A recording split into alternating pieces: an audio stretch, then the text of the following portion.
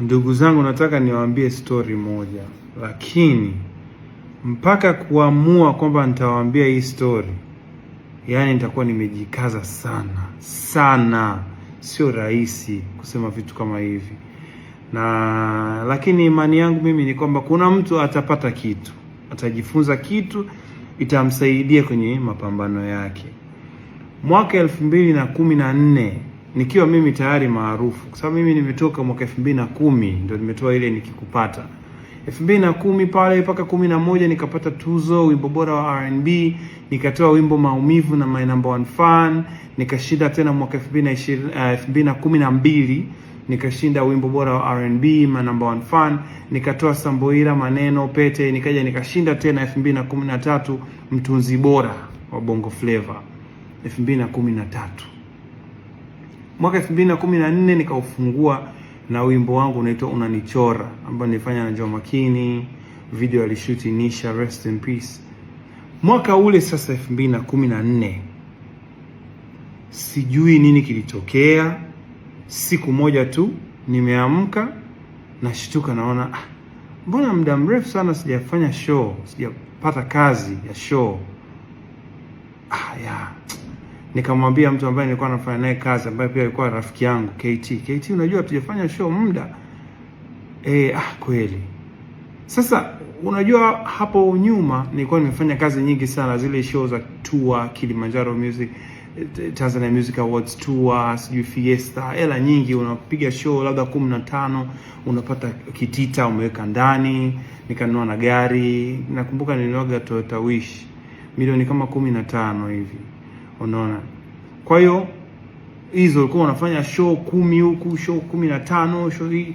Kwa hiyo ikafika ule mwaka 2014 bila kujua wala kutarajia chochote, siku moja tu show zikawa hamna. Na kipindi kile ilikuwa hela unategemea show zaidi, kwa sababu mambo ya ringtone nini hayakuwa bado hayasomeki. Sijui mambo ya digital yalikuwa bado hayaeleweki. Sana ilikuwa ni shows. Kwa hiyo nikashangaa tu show hamna. Unaona? Imepita wiki mbili, wiki tatu, mwezi. Sasa si unakuwa unatumia zile hela ambazo unazo, zile savings zako, unakuwa unazichanja tu, unatumia, umeweka mafuta, umetuma nyumbani, umekula, umefanya nini, umenunua umeme, unatumia miezi miwili, mitatu, minne. Kila kitu kingine kilikuwa kiko vile vile. Jina kubwa, mshindi wa tuzo, interviews kila baada ya siku 2-3, unapigiwa simu, redio za mikoani, redio za unapigiwa simu, wasanii wanataka kushirikisha. Kila kitu kilibaki vile vile, ila hela inayoingia ndani ilikata. Kwa hiyo hela zikawa zinatumika tu, unatumia, na sasa unakuwa hujui kwamba hii itaenda kwa muda gani. Kwa hiyo you just spend tu, unaona kama labda mambo yatakuwa fresh kesho kutwa. Ndugu zangu, ilienda hiyo hali mpaka zile hela ambazo nilikuwa nazo nimesave za akiba zikaisha zote. Kila kitu kiko vile vile. Kumbuka, sina kesi mimi labda skendo imenishusha au imenichafua au nini, hamna. Interviews zinaendelea kuita, sijui wasanii, yani kila kitu kiko vile vile. Na huko nje watu wanaona kila kitu kiko vile vile, normal, wewe ni msanii mkubwa. Lakini tu hela zimekaa kwa muda mrefu hazijaingia kabisa, na unatumia tu. Ndugu yangu, mpaka siku moja pale nilipokuwa nakaa, tulikuwa tumepanga pamoja na rafiki yangu ambaye alikuwa kama meneja wangu. Siku moja niece wake, ambaye binti moja miaka kama 10, alikuwa miaka kama 10-11, ambaye alikuja pale kukaa kwetu kwa muda. Siku moja ameamka asubuhi, rafiki yangu ameenda kazini, alikuwa ameajiriwa mjini. Ameamka yule binti asubuhi, ananiambia, Uncle Ben, majani ya chai hamna, naomba hela tukanunue majani ya chai. Majani ya chai packed, ile box inauzwa kama 3000 hivi. Sina 3000. Nikasema nini kimetokea? Hamna 3000. Nikapata sana mawazo, nikampigia yule rafiki yangu, nikamwambia, bwana unajua Nisi hapa ameniambia naomba hela majani ya chai, hata hela majani ya chai hamna. Imekuwaje? Na nyuma yake kidogo katika kupuyanga na kujaribu ku maintain kidogo maisha, gari yangu ile tulikuwa tumewekaga bondi kwa 5 milioni, na ile gari nilinunua 15 milioni. Kuna mdau mmoja tukaenda tukaiacha ile gari kwa 5 milioni, unaona, kwa riba zimejaa, muda umeenda mrefu, ile imeshindikana kugomboa. Yule jamaa alisema mpaka tumpe ile 5 milioni tu bila riba, nayo haikuwepo. Gari ikauzwa mbele yetu. Nikarudi nikaanza kutafakari, nikasema, Beni wewe, hii ndo hali halisi. Wewe ulianza huu mziki ukiwa huna mia, huna watu, huna chochote, lakini and then ukafanikiwa, ukatoka. Kwa nini usirudi tena pale pale ulipoanzia, ukaanza kama vile kama ulivyoanza mwanzo, ulivyokuwa huna jina, ukarudi pale pale ukaanza tena na moja. Saizi utaanza ukiwa una faida nyingi, una jina, umetengeneza, unaona, hujachafuka huko nje, na sauti unayo, kipaji unacho, utunzi unao. Rudi pale pale ulipoanzia, anza upya. Kwa hiyo nikarudi mimi, nikachukua begi langu, nikamwambia mshikaji wangu, bana, mimi naenda nyumbani. Nimetoka nikaenda Vingunguti nyumbani. Nimechukua daladala, tena siku hiyo nikasema kabisa sivai kofia wala miwani. Nimepanda daladala na begi langu. Mungu alivyo ajabu siku ile, kwa sababu nilikubaliana na hali halisi. Hata sikupata fedha yoyote, wala hamna mtu hata alikuwa na time na mimi. Kwenye daladala kulikuwa kuna wanafunzi, kuna nani, yani watu wako busy, wanafunzi wanafanya mahesabu, mwingine ananyonyesha huku, mwingine nini, konda anapita, anadai, anachukua hela. Hata hamna mtu anakuangalia wala hamna time. Nikasema yani mimi nilikuwa najua ningekuwa yani singekaa kwa amani, lakini hamna mtu ana time kabisa. Hakuna mtu hata amenizingatia. Umeona? Nikashuka na begi langu nikaenda Vingunguti nyumbani. Nimefika nyumbani, mama Beni, shikamoo. Mama, nikakaa kabisa, nimefika tu nikaanza kumueleza, mama, nimekuja hapa, nimerudi, sina mia. Nitakaa hapa, nitajipanga hapa tena, nitakuwa naenda studio, nikitokea hapa nitaanza harakati zangu tena upya nikiwa hapa. Akaniambia hamna shida, hapa kwako chumba chako hichi hapa.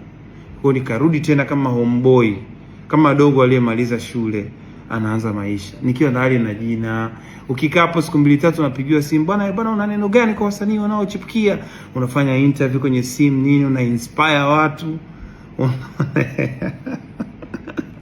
Mzee alivyorudi jioni kutoka kwenye kazi zake nini, mishemishe zake biashara, Maza akamwambia, bwana, jamaa amerudi hapa, anajipanga tena upya, mambo yake yamevurugika huko fresh. Kwa hiyo mzee akiacha pale 15,000 20 akula, Maza atakutupia buku 2 hapo, weka vocha, unaona. Kwa hiyo ikawa ndio maisha yangu, na jina kubwa huko nje, watu hawajui. Usiku kama na 5,000 10,000 natoka na kula zangu Cape, nachukua daladala naenda studio kwa Ima the Boy na rekodi, naenda studio kwa Mswaki na rekodi.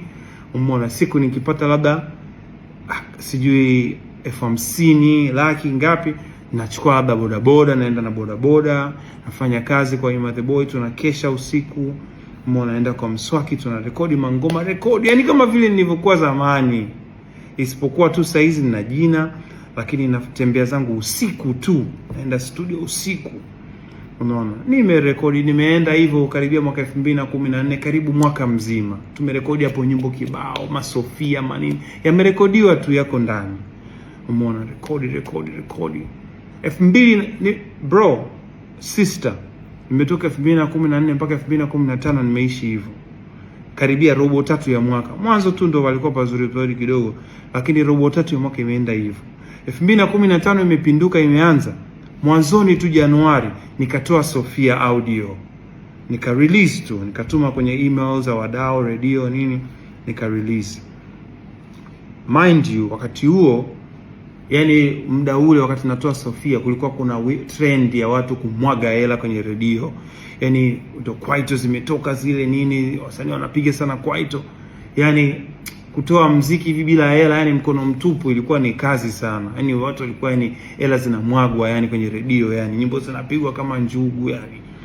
Kwa hiyo mimi nikatoa kisofia changu hivyo hivyo, sina 100, nikakirelease hivyo hivyo, nikatumia watu, nikawapigia simu watu, bana wimbo wangu mpya huo. Unajua watu huko nje hawajui, walikuwa hawajui chochote, wanaona tu labda wewe baili nini. Kwa hiyo mimi nikatoa ule wimbo hivyo hivyo, kama ndani ya wiki 2 ule wimbo ukaanza kulipuka, ukalipuka ule wimbo. Sofia kila sehemu, watoto wanajirekodi, akazimia ibaya. Wimbo umelipuka nchi nzima. Nikathubutu, nikasema ngoja niandae Sofia Night. Umeona, Sofia Night Dodoma. Sawa. Nikawasiliana na ukumbi kule Dodoma. Unaona, ukumbi fulani ulikuwa unaitwaje ule? Nimeusahau jina, ulikuwa karibu na airport. Sasa nadhani ulivunjwaga zamani.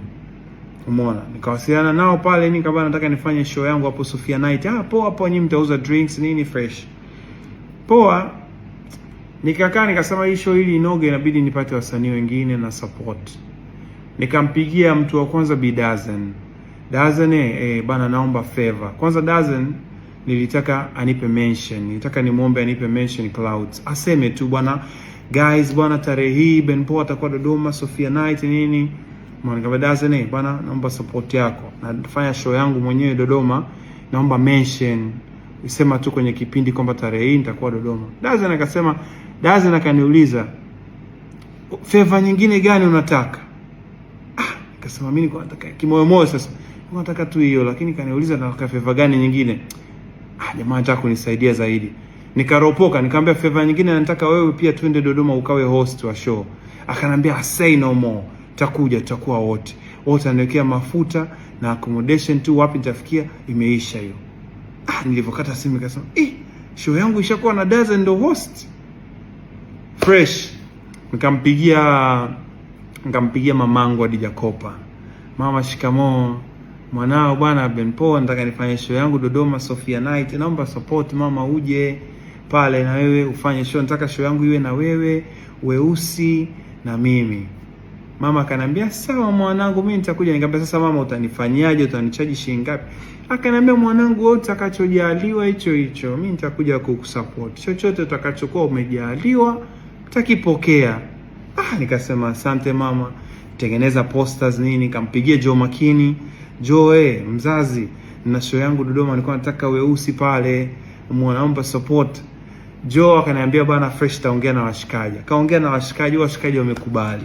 Inabidi tunifanye arrangement wa safari na accommodation. Bro, hao watu wote naongea nao, wao wanajua hawajui mimi hali yangu, lakini wana ile respect, wanakupenda nini. Nikawa na show iko tight kiasi hicho. Tengeneza posters nini. Fresh show inatangazwa huko Dodoma, ikawa gumzo. Nikapambana kuhangaika kupata usafiri wao na hoteli na nini. Umeona, lakini tukasafiri mpaka Dodoma, tukapata hoteli, tukakaa, tukajiandaa. Muda wa show umefika, tumeenda kwenye show, tunaenda ukumbini kwenye show. Tunafika pale kwenye show, eneo la show, sehemu ya kukatia tiketi pamejaa, kuna foleni mpaka huko. Yaani sisi tunakuja na gari, foleni tunakuta watu wako foleni. Sema watu wanaenda wapi? Foleni inaenda mpaka mlangoni. Yaani show ilikuwa imejaza vibaya mno. Mpaka kwenye gari pale wananitania, wananiambia Beni umeroga nini? Nikasema wala sio vitu vyangu hivyo. Basi tumeingia, tumefanya show pale, show imeisha, nimekaa hoteli. Show ile pale getini tumepata karibia milioni 15. 15 million mkononi. Sawa. Nikachukua hela kidogo, nikapanga video ya Sofia. Tukafanya video ya Sofia, rest in peace Alfani akadirect ile video ya Sofia, tukashoot. Na Anskana alikuwepo sana pia location pale kusaidia nini. Video ikatoka, video ilivyotoka ikazidi kuchochea moto, wimbo kwa bonge la wimbo. Tour ikaendelea, nikaenda Masingida huko, wapi Manyoni, Njombe, wapi, nikaendelea kufanya hizo show. Nikarudi kwenye form. 2015 yote ikawa imeshakuwa colorful. Hela zinaingia, shows za kumwaga. 2016 Moyo Mashine nikatoa. Moyo Mashine na yenyewe ikavuruga vibaya mno. hatujakaa vizuri. Darasa naye amekuja, tumefanya naye wimbo muziki, imevuruga mpaka Kenya, unaenda unafanya show Kenya, ikawa yani sasa hapo ndo yani non stop. Ikaja sijakaa vizuri, nikatoa phone, baby oh you check my phone na Mr Easy, vurugu. Yani nikasema pale tuliporudi, pale tulipoangukia pale, haturudi tena, hatuanguki tena.